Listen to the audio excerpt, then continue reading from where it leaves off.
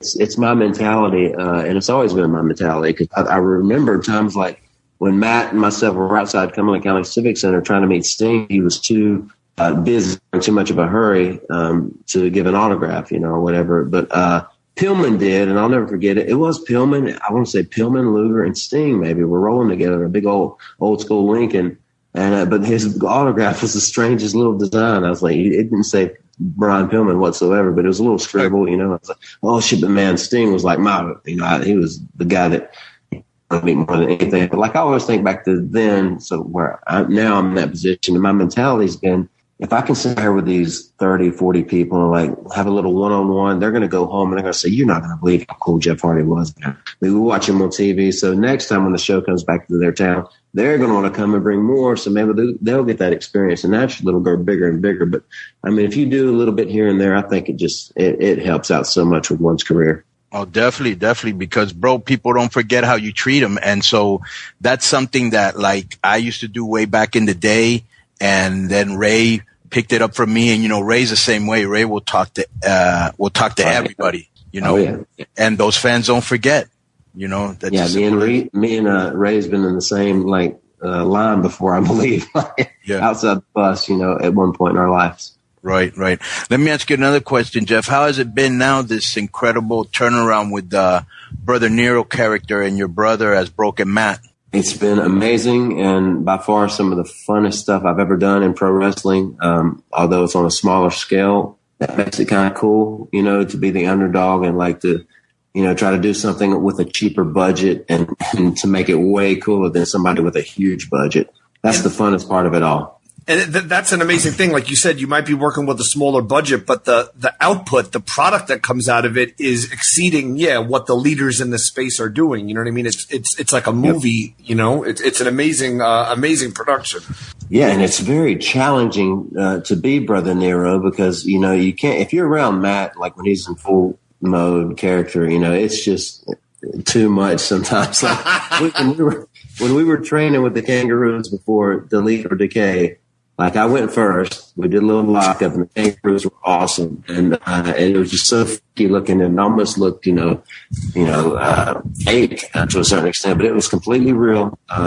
Matt's personal zoo. Yeah, you were telling us going to the with the Kangaroos. Zoo, with the Kangaroos, we went up there to Matt's personal zoo, and like we were just his stuff with the giraffe was just, breakthrough, hilarious. And it's just, I'm getting to with this whole thing is like, it's really hard to be Brother Nero, because every time I'm around Matt in full character like that, I just want to act just like him. I want to say, I do have an addiction.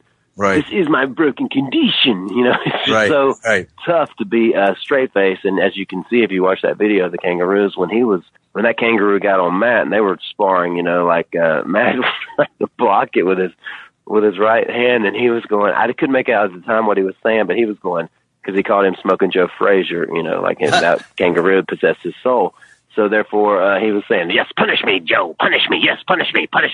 I thought the kangaroo was about to take him down to the ground and beat the shit out of him. Right. And man, I had to walk out of the frame, because it was just, I was going, wow, this is some cool shit that we're doing for TNA, and which led up to Delete or Decay. And it all started with the final deletion, as you guys know that. But yeah, it's been a blast. I got a question, bro. What's it like? Because this is like the first time in, you've had to, you've gone through your career and you've killed yourself. You've done so much stuff, like where your body's been at risk and just like you're just hurt and sore. What's it like to be involved in this thing now, where it's out completely outside the box and stuff that's anything that's been in professional wrestling? And I know you're artsy. How cool is it to be involved in a creative process where like you're thinking up things that we're seeing in the Delete and the K and stuff, everything, and you're working with, because I've never met Billy Corgan, but the guy's obviously a creative genius. I've worked with Borash. I know how creative Jeremy is. How cool is it, and what's that process like, working with those type of minds and creating this whole Hardy universe that we're seeing now on the show? It's the best, man. I get so excited. I was so excited for the final deletion, all the work we put into that. And like, I was super excited for Delete or Decay, because I put a lot of hard work into that as far as me being the prop guy, plus, Matt's Brother Nero. But Billy Corgan showed up out here supervising, man, and I could not, because I'm a pretty big Smashing Pumpkins fan, you know. Me like too. When I was sending out demos back in the day to everybody, like there was probably a few matches, but then I would make these videos with 2 4-head VCRs, and like I'd pick a song, and I think I made one to Disarm, which is that song, I used to be a little boy. And like when that line kicked in, I was running to the trampoline as a little boy, and then the next one was another spot of me wrestling on a trampoline. And I remember sending those everywhere. But I did one to Disarm, and then one to I think Tonight, which I have never recovered because back in 2008 when my modular home burnt down, it totally got lost with a lot of other stuff. As far as things were very special to me. But dude, Billy showed up out here, and I was going, wow, Billy. My wife actually pulled in with the girls, and I was inside putting my contacts in or something, and she said, oh my God, when she walked in, I can't believe Billy Corgan's out there in my garage. This is crazy. But dude, he supervised, and the proudest moment of that whole process was whenever I dug my cymbal out of the ground, that Vanguard 1 shot on fire. And man, when it was like 4:30 in the morning, we had been working our butts off, and when that thing turned out to be pretty close to perfect, I was like, man, oh my God, I was going crazy. Like, hell yeah, this is going to be the best, because it was beautiful. Well, you guys, the drone. Yeah, and sorry to cut you off, Jeff. I was going to say, you guys did something with that shot that I don't think if people did that shot with CG, they couldn't have even made it look as good, but you guys did it for real, organically, dug the trenches and lit the fire, and it looked insane. Yeah, it was completely real, and it's huge, as you can see when you watch it back. When Abyss and Crazy Steve were standing in the middle of it, how big it was. But what's so cool about Billy? He was like, man, it made me feel so good after it was over. He said, Jeff, wow, you really, you outdone yourself on this one. I said, thank you so much, man. This is going to be great. And the whole pet cemetery, that it was for real, like where Benjamin was digging the graves. I probably have from over the years 8 dogs that are truly buried up there. And I just built all these cool crosses and painted my ass off and got that looking kind of freaky and cool. And then we had this idea for these 3 decay graves, and it just turned out really good, especially, Senior Benjamin worked his ass off digging those holes. And I mean, he had a bobcat taking Abyss to the grave, but I don't know why he didn't use the bobcat to bury it. Abyss might not have got to him if he'd used the bobcat. That was one of my theories. But he's got to have the delete shovel. That's part of the gimmick. But that's got to be so super fulfilling to be able to now be part of the creative process and kind of know that they're giving you carte blanche to do what you want and get in, all the things that you've always wanted to do that maybe before you couldn't do because other people had other ways of seeing things, or you had to go through other filters. Or you can only get part of it in as opposed to getting an unfiltered vision across.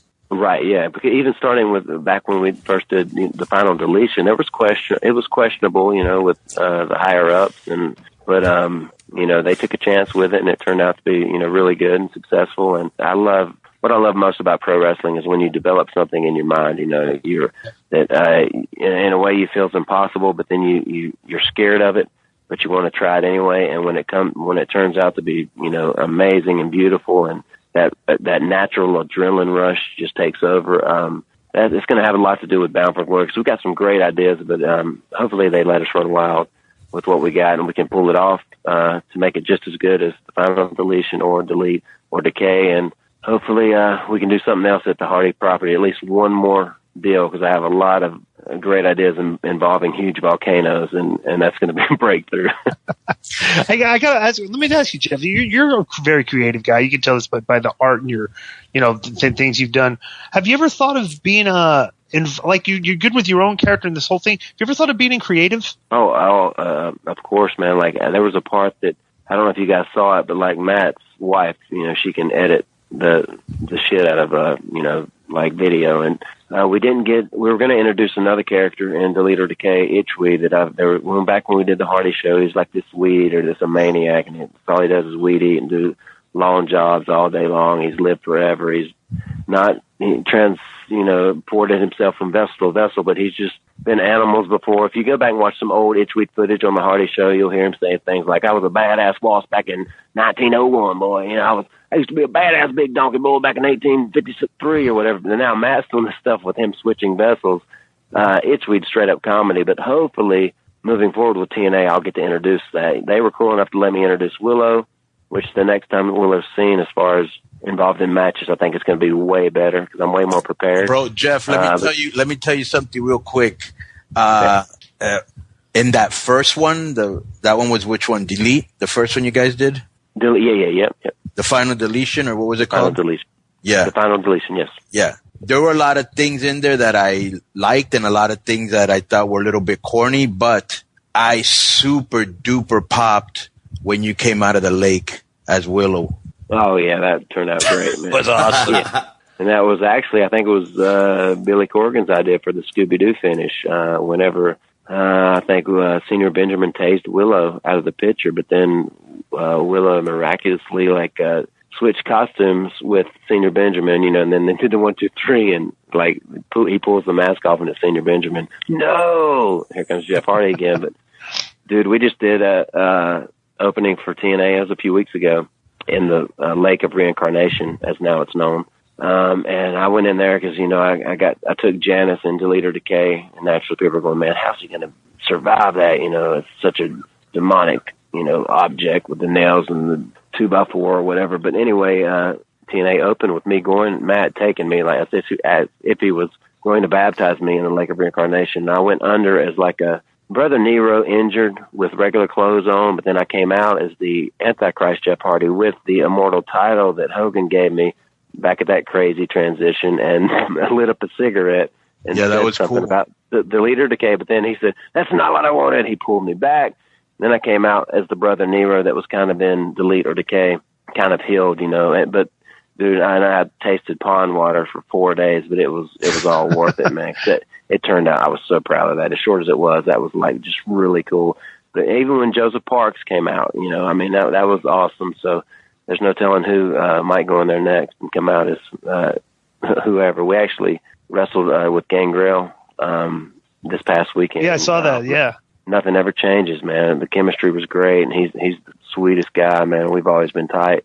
And so, yeah, you never know what's going to happen in the Lake of Reincarnation. But overall, the creative liberty and freedom that Impact Wrestling has allowed us has been awesome, and hopefully it'll continue at Bound for Glory. And actually, this coming up Sunday, I guess. Bro, that's great to me from a fan's perspective and a wrestler's perspective, because now they're finally letting wrestlers also be creative.